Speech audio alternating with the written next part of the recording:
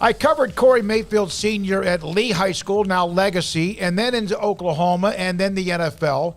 And Corey Mayfield Jr., I'll remember, I think it was a couple of years ago, I contacted Jeff Traylor, the Roadrunners head coach. I said, Corey Mayfield Jr., and he said, yep, that's the one. He joins us now, Paul Craig and David on 365 Sports. Corey, thank you very much for your time. Looking forward to it. What have you learned along the way in the last, let's say, 3 or 4 months about the NFL draft and the process? Man, I learned that you blessed to even be in the conversation of a draft.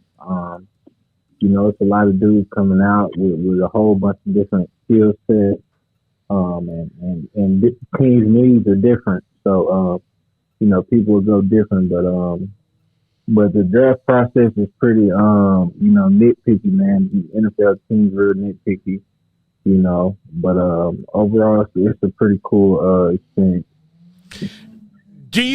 When you get criticism or advice or whatever, how do you take that into your workouts next? Like, work on this, do that. Like, at this point, do you see it as productive criticism so that you can get ready to make that move to the NFL? Oh, yeah, 100%. The Cowboys, just example, the Cowboys asked me, they told me I need to work on my speed turns back down. So, it's really pretty cool getting really criticized by someone, Al Harris, coach the DBs for the Cowboys. So, it's really pretty cool, just getting feedback from them. Yes, sir.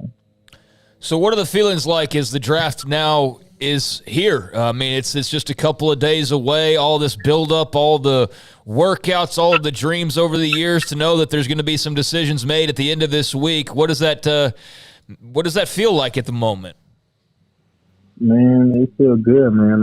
Since I was 4, man, been dreaming about this mom. I've been around ball. You talked about my dad earlier. I've been around ball my whole life. Watching the draft every year, since I was about 5, 6 years old. So, man, it's a dream come true, man.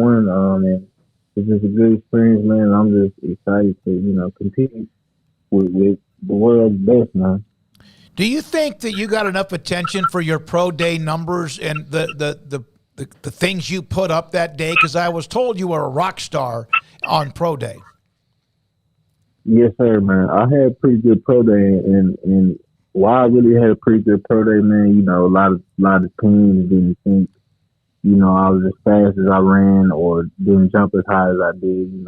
They kind of downplayed me, man, believe it or not. But I ended up running, pretty fast on pro day, jumped pretty high, and it just kind of surprised them, So Corey Mayfield Jr., UTSA cornerback, with us on 365 Sports.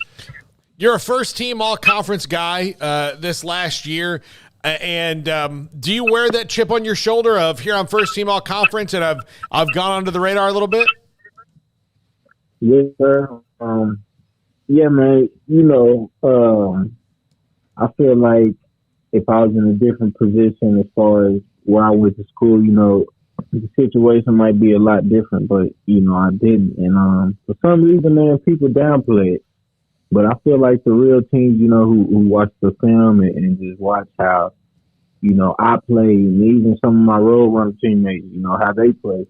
We got some real talent at UTSA. And so, yeah, that's one tip, I'm going to bring to the next level because I'm going to want the next dude coming out of UTSA to, make it.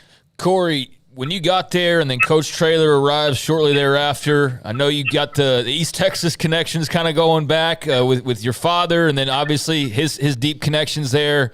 But just can you kind of describe the journey alongside him these last few years, and can you even begin to kind of wrap your head around the growth of the program with both of you guys and obviously a lot of your other teammates and coaches as well, but to look back on where UTSA was when you first arrived to where the program is now, what's that like to look back on? It's a humbling experience because, when I first got to UTSA, we were terrible. We went 3-9, 4-8, and not even, just that, but it was just different. The culture was different when I first got here, when Coach Traylor came, he really made us a better team, and he made all of us really better humans. He came and just led us and showed us how to do it. Sat that down and taught us and just brought us together, man. And I learned a lot from Coach Traylor, and I got a lot of love for him. Can you try to tell me why you had the nickname Little Bad Corey?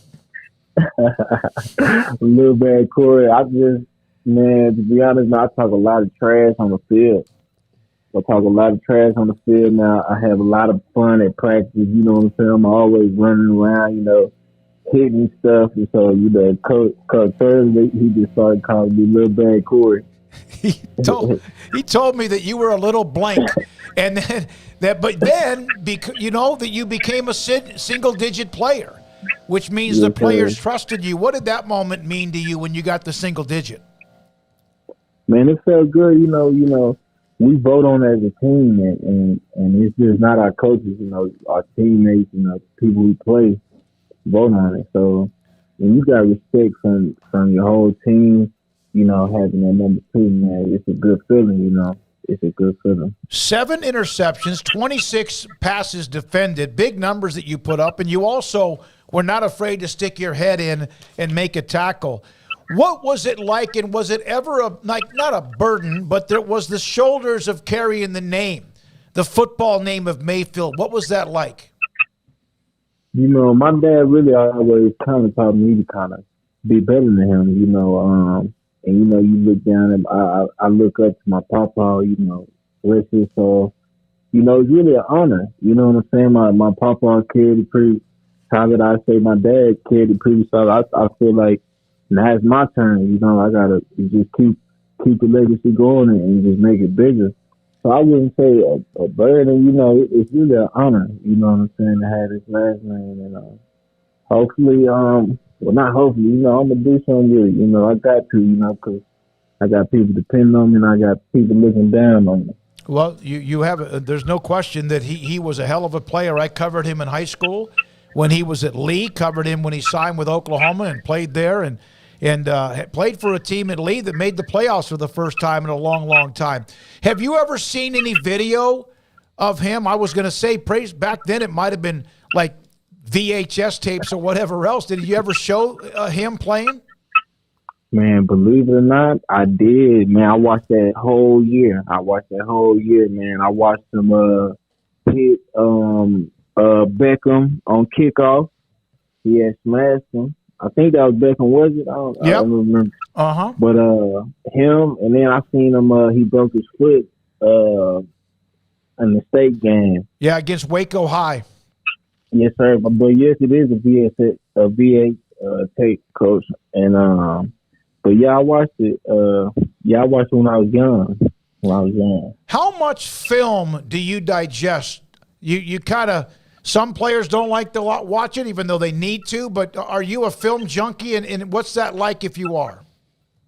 Man, I am a film junkie, and it's pretty cool, man. You watch all types of stuff. During the season, you watch, my opponent, but times like now, I watch myself and some of the best to do it in the world, like Pastor Pan, Xavier Howard. It just gives you a good feel on the game. And then I'm a visual learner, so if I can see somebody do it, I feel like I can go out there on the field and do it myself. Yeah. Who is your favorite fan watching you play?